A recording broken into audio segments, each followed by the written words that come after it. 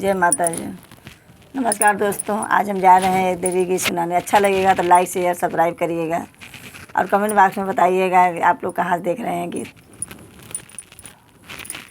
हाथ में ले लोटिया काखी दाब धोतिया, हाथ ले लोटिया काखी दाब धोतिया, के चले सगरे के चलिए सगरे नहाए हो मैया, के चलिए सगरे नहाए हो मैया, के चलिए सगरे।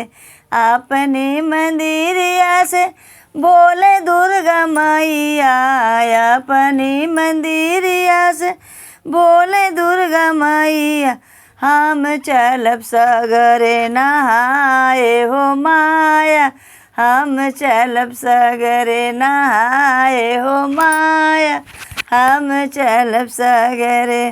हाथ ले लोटिया काखी दाब धोतिया, हाथ ले लोटिया काखी दाब धोतिया, के चले सगरे नहाए हो मैया, के चले सगरे।